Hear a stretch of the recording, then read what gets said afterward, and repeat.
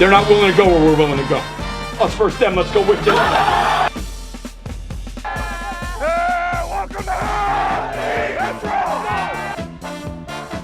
They ain't gonna be ready for what they're gonna see. I guarantee that. I got my money on you guys.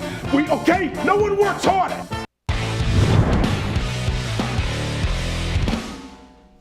Ooh. You see that left hand, the way he's popping that thing? Coach Toll and Coach Hansen had their money on the right guys. Wow. Well, I'll tell you, when you look at the landscape of New Jersey football and you go back to Thursday night, you saw a great offense in St. Peter's Prep. Brandon Wimbush will break that all down in a sec. And then 2 days later, up at the United States Military Academy, I'm not saying it's the greatest Bosco defense of all time, but there's been few who have ever played better. There were some people out there who thought Bosco was going to lose this game by 4 touchdowns, 5 touchdowns. They beat, in some polls, the nation's #1 team. You can't fake the right feel. And we've been around Bosco for a while now. When they get to one of those opponents, that opponent has to have a certain stature to get that feel, that texture that game has. And it had that feel, it had that texture, and Bosco did what they do in those spots many times. They won the game. I said to Toll before the game, he was in a pretty good mood. He was before the game, was. You know, he loves Thanksgiving Day football. It's his favorite day of the year. He had never played at West Point with Virginia Tech. He had never coached a game at West Point. And I said, when you went down and you were in the West Point locker room, and you know Dawkins and Blanchard and all those guys, how'd you? Hey, got tingles. You know, Hey, remember when once upon a time Brian Toll was a U.S. Army All-American? Sure. And Greg got the hat? Mike, he wore that hat for years on the sidelines. He loved that hat. I think it just wore out that he doesn't wear it anymore. But he's always had great respect for respect. And there's no other place, no greater place that just kind of, breeds and bleeds respect than West Point. And give the fans credit. Not an easy Big day. crowd. Big crowd. Yeah. There was over 5,000 people on a miserable day. And he said, too, in the pregame, he talked about how the weather and, this ain't sunny Florida, all right? It's classic. It's classic. He was good. And listen, there's going to be all the detractors that, this is why we do a non-public show. This reason exactly, because there's a lot of people who don't want to hear about Don Bosco. They don't want to hear about St. Peter's Prep. They don't want to hear about Paramus Catholic. Well, they can get whoever they want. Yep, you're right, they can. But as I like to say all the time, if you were a public school coach and you had a parochial job, you would do the same thing. Now, I still don't agree with guys getting guys once they've gone into a school. I don't like that, but what are you going to do? It's a very intriguing race now in the big boy division non-public gay. Because the two-time defending champ looks very good. St. Peter's has a different dimension to the talent. And you'll hear Rich Hansen say this later. Yeah. They've had talent many times. This year, they seem to have that different dimension. A little dimension of toughness. Well, the Talentino kid, 54, is going to be amazing. gives them something they've never had. So he's a scary dude. There's a wonderful collision course. I don't know which two of them are colliding. Right. In that final. You've already written Bergen Catholic off. From the final, yeah. Not listen, the Final Four, no. They'll get, they still have, listen, there's a long way to go. Bergen Catholic's identity can still emerge in some way. In week 1, Bergen Catholic saw an unbelievable quarterback in the Shermer kid from LaSalle. Yes. He was one of the best we've ever seen. But I don't know if Bergen has ever faced a quarterback who, as a dual-purpose guy, ever looked better than Brandon Wimbush did on September 11th. He was, pick your poison if you were Bergen Catholic. He was ripping lasers. He was running like Carl Lewis. Whatever they tried to do to defend him, he was 1 or 2 steps ahead. He's a classic sort of strong-arm drop-back passer, but we also learned that if he has to run, he can be a great running quarterback too. So it's a dangerous combination for Wimbush. And listen, Mike, they embraced everything about it. And this goes for the Bergen guys too. It was a wonderful tribute to September 11th. Yep. Both sets of fans had the red, white, and blue. There's a great sense of pride there for America. But St. Peter's Prep came to make a statement, and boy, did they make a statement. They sure did. A year ago, Wimbush threw for almost 300 yards in the game, including the game winner to Jonathan Hilleman. And did you see what he did for Boston College against Southern Cal the other night? I mean, he was great. Touchdowns, the whole thing. But this time, the way he did it with all the receivers, it was the perfect blueprint if you're Richie Hansen and the Marauders of St. Peter's. It started out quickly, 2nd and 1. Wimbush to Seton Hall prep transfer, KJ Gray, 39 yards for the first down. Now Wimbush is feeling it. The Penn State recruit says, hey, quarterback draw. Look at him. He looks like a tight end right there. You could just see the mojo that he had early in this game. He was ready for it. And then to his buddy, Corey Cattle. I love this kid. Fordham getting a flat-out steal, 7-0, 6 minutes into the game. Then here to the Alabama recruit, Minka Fitzpatrick. They just have so many weapons offensively. It's different kinds of receivers too, Mike. Everything you want, and we learned something about Gray. He can be big time. He sure can. 2 touchdown receptions this game. Look at him. Freeze him there with the pump fake. Then he's going to roll out, pick up 16 tough yards, and he had great throws all night. None better than with 9 seconds left in the quarter, going up top to Colton Huber. You can't throw it any better than that in that Jersey City night. And a great job by Huber to navigate his feet to get them in bounds. Second quarter, Cheyenne Robertson. I love number 8. I told Hansen before the game, I love everything about number 8's game. There's the sack. I challenged Jordan Fox to step up like a Division I recruit. He did in this game. And then Cattle, ho-ho! That ain't Cattle. That's a thoroughbred right there. Later in the quarter, it's Wimbush again. Look at this, 16 yards, but he really ran about 50. It's almost like he knew he was playing on national TV, and he said, let me entertain people a little bit. But, Mike, it started kind of with their defense. It gave the offense a platform to perform, and perform they did in every way you can. KJ, hey, unbelievable. What do they call that? High point in the football right there? Sure did. He got way up, and then Wimbush, his 5th touchdown. The one to Gray made it 35-0 right before the half. Yep, got away with a clip. But there goes Cattle. What a night. 6 catches, 137 yards in receptions, 2 touchdowns, 3 touchdowns overall. I mean, it was 49-0 before Bergen got 3 touchdowns in the fourth quarter. It is hard to nitpick anything St. Peter's Prep did wrong. We went to see St. Peter's and St. Joe's scrimmage in the summertime. We didn't love their push up front, their drive. Rich Hansen said, hey, we don't have Tolentino out there. Well, Tolentino was back, Mike, and it gave them a sense of cohesion up front. Richie Hansen said, I saw Tolentino before the game. He was sitting by himself, not saying a word. He's usually a very gregarious kid, talking to everybody. I knew he meant business, and those guys really got St. Peter's off on the right foot. We talked to their captain, but we started with their coach. You know, it was the tempo we wanted to come out with, and you know, I thought Brandon did an excellent job of getting us in the right play.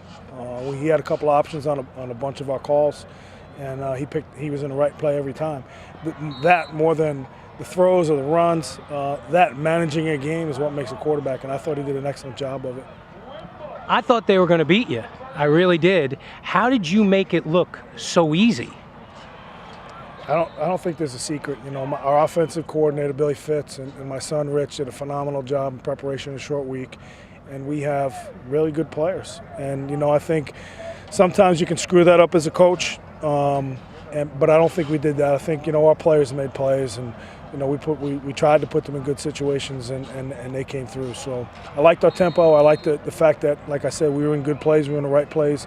And then our guys just, you know, our playmakers. These games, big games, are won by big-time players making big-time plays, and that's what happened tonight. You told your guys after the game, you applauded them for playing well, but you said there's a lot to clean up. Could you explain to me what you need to clean up other than 2 personal foul penalties early and maybe your decisions to run the ball twice at the end of the half? Well, I think our special teams are awful. I think we have a long way to go. But, you know, other than that, I think that's probably where we're at. I think our defense is playing pretty well right now. And, you know, this is the meat of our schedule. We have to find a way to clean those special team things up and just stay healthy and keep in sync. You have something potentially very special here in 2014. I think so. We have a great bunch of kids, and they're all in, they believe, and so we're going to try and stay healthy and keep it going. Who was the clown that said their game scrimmage against Pennsauken and their opener against Wise, Maryland was a waste of time? That would be me. Where was the last time when you put a face on a team did you find yourself down 49? Yeah, no. As I tweeted out, I've made mistakes before on picks. I've never made one like that. And I said to Richie, who was walking away, you were there at the end of the night, hey, you guys should open up with Wise again next year. And he started laughing. Say that on the show. Hey, listen. I love the look of St. Peter's and their focus. That game ended. I stood with the St. Peter's guys as Richie Hansen was about to dress the team. I just wanted to hear what he had to say. He complimented them. And then, Mike, this game was on a Thursday night, short week. You know, you maybe give them the next day off. Richie said, I'll see you tomorrow for practice, film, and lifting. They're locked in over there in Marauder country. It was a good week for Penn State, New Jersey. They came back and they beat Rutgers 2 days before that. Their top recruit, Brandon Wimbush, well, when it was all said and done and he took off his cleats at the end of the night, 400 yards of total offense, 6 overall touchdowns. Kid's pretty good. Virtuoso. We really came out here with a goal, and was to show the country that we were top of the best. We were one of the best teams in the country, and I feel like that's what we did. How important was this win for St. Peter's Prep early in the year? We felt it was a program win, and I'll keep us rolling for the rest of the season. We have big games coming up, going down to Florida, Seton Hall, so we just builds our confidence, and we're looking to go 1-0 every week. You know, Jimmy Cavallo said during the game, he goes, God, look at Wimbush. It's like he handpicked his receivers. Every guy is a little bit different. What's it like to have that complement of receivers? Yeah, and it's a young core, and we built that chemistry this offseason, and just having those type of guys on the field to make plays. KJ, who goes up for the ball, Colton, who's a dynamic, consistent guy, and then making Corey, who are athletes, and Dennis James, who catches the ball. We have a bunch of guys out there to make plays, and all I have to do is get them the ball. Is this better than 7-on-7? I think so. It's a real game, and it goes to our record. So You love this, don't you? I love it. I love it. I'm having fun. Corey, you know how I feel about you, and I had said, even though I thought Bergen was going to win, I knew you would get yours. And when you got the ball tonight, you were electrifying. I just try to play a role in my team, you know. I know Minka and Brandon, they all got the eyes on them. So when I get the ball, I just do whatever I can to do whatever I can for my team. During the week, did Coach tell you you were going to be a big part of this offense tonight? Oh, yeah. I mean, we practice, like, giving me and Minka the ball, especially our receivers had a great day today. And when they take the pressure off of us, it just makes us have an even better day. So it's great all around. How special can this team be? Oh, great. I mean, I look around, I just say, like who can stop us, you know? And when Brandon can run the ball like that, escape the pocket like that, I just look at it, I'm just like, wow, like we're something special. Dave, everyone's going to talk about the offense here tonight, but I thought you, Robertson, Fox set the tone defensively right from the get-go. Our offense always does its thing. Our objective is to always put up a lot of points, no matter who the team is, whoever we play, you know. And then our defense is the same mentality every week. Do the best we can, 11 hands to the ball, and just ball out. You know, Coach told me in the preseason when you sat out with an injury, he said, wait till he gets back. He's the heart and soul of this team. Whatever he says, guys believe. What did you say to your teammates before this game? I was just saying, you know, we have a primetime game. You know, it's everything that we've been wanting since our freshman year as we came in as the senior class. And, you know, it's everything we wanted so far we've gotten. It's amazing. You know, down the road, when push comes to shove for Paramus Catholic and Bosco, they're going to have to try and stop this passing game and make them run the football. And we'll see if they can prove that. That being said, you know, in college, you recruit receivers. In the NFL, you draft them. So you can have an ensemble of receivers. And the point is that he has this wonderful collection. You know, Gray is the high riser. Cattle is the little scooter. Huber's the big, strong sort of possession guy. And then, of course, you have Minka, you know, the electric speedster. And he just, you know, it's just not easy to get that on the high school level. It's not easy to get that on the college level. And I'll say it again, Fordham is getting a flat-out steal in Cattle. He is just, if he was 2 inches taller, everybody. His ball skills on defense is unbelievable. His understanding of how to get open in soft spots. Yeah, it's going to be one of those, hey, when the fans go to see them who haven't seen him, oh, this guy's going to Penn State, Alabama. Where's 20 going? Yeah. Fordham. Oh, no, there's a lot of people. Yeah, a lot of people ask us that. Of course. Hey, where's no. And you know who played very well, I thought, defensively, too? Ahmad Thomas. 3 tackles, a nice interception. Lost in the 49-0 at one point. was how good Wimbush stole the spotlight from his defense. Because Robertson, 5 tackles, sack and a half. Because Mike, we went on and on about the Bergen Catholic offense. We sat here for the last couple of weeks, Bergen Catholic offense, and for the most part, they shut them out. You know what I mean? The first team defense shut out Bergen Catholic. 5 sacks. Right. This game was 49-0, so you got to give them a lot of credit defensively that they were able to throttle, Garantano and that offense of Bergen Catholic. We heard from the coach after the game. You want to hear from him during the game? Yeah. Great way to start it right here, man. Let's go. That's what I'm talking about. That's what I'm talking about. Everything we do is fast. Everything we do is fast. Move. Back out, Miles. Run with it, Miles. Yeah. Yeah. Yeah. Cover it. Hey, we're just getting warmed up. Come on, Scooter. Woo!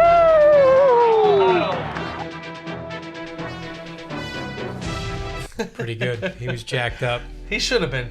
He should have been. He's excited. He's got a great team. He's got a great horse in the race. How long we been on? 12 minutes? 15 minutes? Feels like 5. 16 minutes. So that means everybody up there in Ramsey off Franklin Turnpike is like, what are these guys doing? We just beat the #1 team according to some polls in America. Yes, you did. But they ain't 2 of our teams. So I'm always going to, you know me, I'm always going to lead the show if it's 2 of our teams. And what you have seen now is what we saw in the preseason. This defense of Don Bosco, I was texting back and forth this morning with Brian Toll. He's like, pretty tough. I said, yeah, they're more than pretty tough. You remember when we used to do the games? There was a game I did with Imani Toomer against Mission Viejo, the De La Salle, the St. Edwards game we did at Fordham, and I always told when we meet the coaching staff from the other team, don't start talking about Bosco's toughness until we get to the end because they usually get annoyed, and that's how it used to happen. I was with the St. Ed's coach, and I get to that moment of the meeting. Who wanted to fight him? When we got that was Mission Viejo because they started talking about De La Salle, Mission Viejo. De La Salle didn't play anybody, but there always got to a point in those meetings with the coaches. When I got to the very end of the meeting, I saved it for last. I said, "Look, coach, here's the deal with Don Bosco, right? Nobody can deal with the 4 quarters of toughness. This relentless pounding they're going to put on you." And they used to get very insulted, like, hey, we're St. Edwards. We specialize in toughness. We're Mission Viejo. You don't think we're tough out there? We'll just see. And I go, okay, it's usually some teams I've seen. Okay. And then, of course, there was after the game at Fordham, the St. Edwards coach said to me, yeah, you were kind of right about that toughness thing. You know where they get their toughness? It's different. You know where they get their toughness? From the old Aviator? Former Hadsbrook Heights standout who, let's just put it this way, he was on his game before they took on St. Thomas Aquinas at West Point Saturday afternoon. I don't care what happens. Don't look up at the scoreboard. You just keep playing. Keep playing. Keep playing. That's the bottom line. And that they would. It's the second time now in 3 years they played St. Thomas Aquinas. 2 years ago they went down there. Aquinas near the top of the national rankings. Don Bosco, we've talked about it, had less than 100 yards of total offense. Beat them up with their specialty teams. Specialty teams, again, a factor today. Wesley McCoy, I wanted to see if he could step up in the big moment. He did, and the defense was just flat out spectacular. Yeah, I thought Drew Lascari, Bosco offensive coordinator, had a great day, Mike, in a big spot. Because watch Cullen Dana here. Hauls it in from Wes McCoy. Hey, Bosco took a 7-0 lead. Everything is good. But then watch Sammy Bruce from Jake Rizzo. Mike, I was standing next to you. You said this is trouble. Why? Yeah, because he's a junior. He's the fastest kid on the team. He's already committed to Miami. I'd like to see him work on his attitude a little bit. A little too selfish. Not a team guy as much as you would like. Bosco teams counterpunch. This is what they did to St. Joe's on Thanksgiving. It was Ellison on Thanksgiving. Here is Lawrence Stevens. Hey, listen, finally some Division I schools are getting interested in #1, including West Point. He could be a future West Pointer. Patrick Murray's in the NFL with the Buccaneers. Here's the next Bosco kicker, Leonidas Vigias. Huge 41-yard field goal. Gave him a lead at the half. With the rain, into the wind, 10-7 Bosco at the half. Coming out party for William Mack III, number 99. Sorry, bud, go. He was beautiful. And then Brian Merholz. First down reception for Bosco. Watch the yards after the catch. Hey, listen, this is what Bosco did, Mike. Everybody got involved. they did, and it was a good job by McCoy, who early in the game, the first series, had to run out of his end zone. He kept St. Thomas at bay, and he could flick it when he had to. If you're a St. Joe's guy, turn your head away. It's R.J. Edwards now for Bosco. Touchdown into the end zone. It was 17-7, third quarter. Again, the play of the day, William Mack III with a pick. Don't know how he did it. Great job being taught during the week and making it happen on game day. Chuck Granatel's O-line came with some ferocity, and Malik Backer, he ran the tough yards all day. There was no secrets up front, Mike. He'd run the ball himself 19 times in the second half. Kevin Fetter, get in the passing lanes. Well, he's 6'9", 300 pounds going to Ohio State. He just puts his hand up and he's in a passing lane. Everybody had the tough moments, and when Zach Jaconis put the quarterback on the Army turf, start the bus. That was to start the plane. 83-yard touchdown pass for St. Thomas. They peeled off like a 45-yard run in the second half of that game. Aside from those two plays, 60 yards of total offense against this Bosco D, but it was the Bosco O that did just enough, including McCoy. We knew he's a great athlete going to Boston College. Would he be able to make the throws when he had to? Question answered. Our kids play so damn hard. You know, that's a hell of a football team they got there. Hey, you know what? They're used to sunny Florida. It's a little different up here. When did you have an idea that you had this game won? Well, you know, hey, it's 10-7 at half, so, you know, it wasn't to that third quarter when we started putting it, you know, we started coming after them, and, you know, we scored that. We made it 17-7. That was huge. That big pass to RJ, that was huge, you know. I want to take you back 2 years ago. You lost the game to Gilman. The win streak came to an end, and then you had to go down there and beat them. Which was a bigger win, 2 years ago there or this one? Well, let me say, anytime you beat the number one team in the country, I think that's the biggest win. There ain't no question about that. And hey, we're really proud of our kids. And hey, this was a heck of a football team. You know, we really did a great job today. The kids, the coaches did a great job. Everybody did a great job. There will be people who say this is an upset. I don't think Don Bosco has ever upset anybody. You're Don Bosco. Thank you. Where do you put this, and how much of this was based on 7-4 a year ago? Well, hey, you know what? This is, you know what? I was so proud of our kids the way they didn't fold last year. Come back and beat St. Joe's, undefeated team on Thanksgiving. Hey, our kids played and they never quit on us. So you know what? Yeah, we had some injuries, we had some of that thing, but hey, you know what? We got a program here, and you know what? The kids believe in it and they play hard, and hey, you know, it's Don Bosco football. I mean, it's as simple as that. And they played Don Bosco football today, every part of it, special teams, offense, defense. You know, hey, those kids just gave every ounce of energy they had. What does the coach do tonight? The coach is going to have fun. He should have fun. They distributed the toughness. Brandon Simon was amazing. Bosco pushing you on every down. But Mike, we thought the biggest question coming in would be Wes McCoy. Okay, a year ago he was at Dwight Morrow. This is a whole different environment, and it was very early in his career as quarterback Bosco to face this kind of challenge. He answered the bell. He moved the chains. He kept that team off the field, and in the end, Wes McCoy had the biggest victory in his young career. I got it to our playmakers on the outside, and I let them do what they had to do. What does this feel like? I just feel I have no words to describe this. You know, we came in with a great game plan, and we executed it really well on the field. Some had said that this St. Thomas Aquinas defensive line was one of the greats in the history of high school football. You assess it since you had to look into it on every play. No, they tremendous talent at every line position. But you know, I told our line, you know, just give me time and let me do what I have to do, and I'll get it to our playmakers, and that's what happened. All right, so right now is the time I'm going to let you do this. Shout out every one of those big offensive linemen because they deserve it. Shout out to Red, Mike Maietti, Miles Cobb, Liam, and Hennessy. You owe them something. I owe them a dinner, definitely. Macker, they hit two big plays, the pass play, the run play. Other than that, they did nothing. How did you guys accomplish what you did against their offense? Like I said, it's adversity. they're a very good football team, and they're gonna get their players. We can't put our heads down. No, we can't hang. Like, they have great players. We have great players too. We work as a team, and if we work as a team, no one's gonna beat us. What was practice like this week?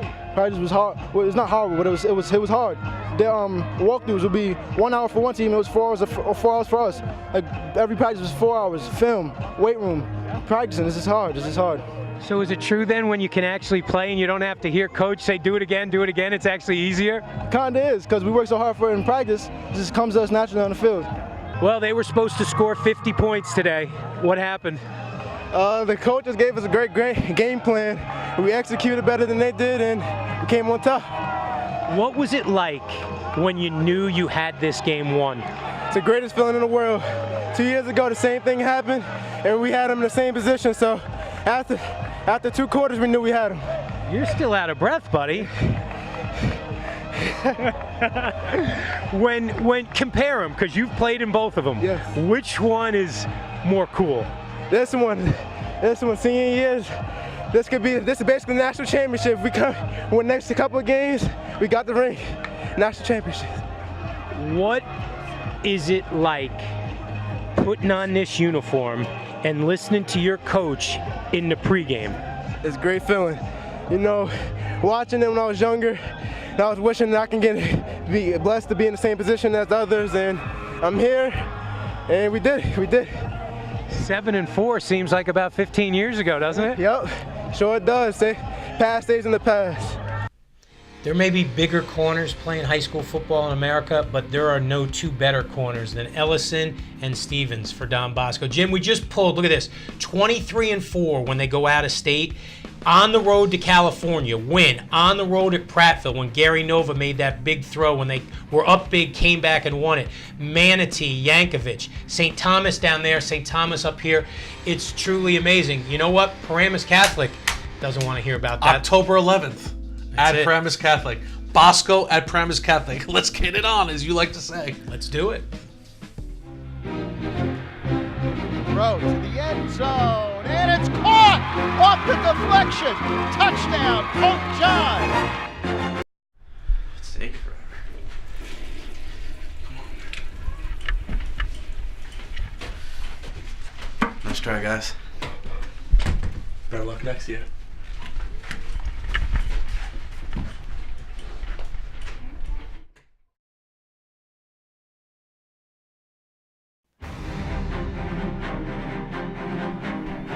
Snap. Pressure by Paramus Catholic as well.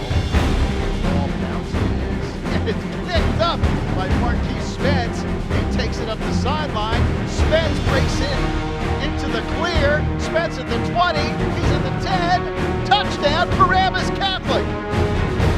Partridge was probably like, why are you picking that ball up? Let it go. And then off he goes.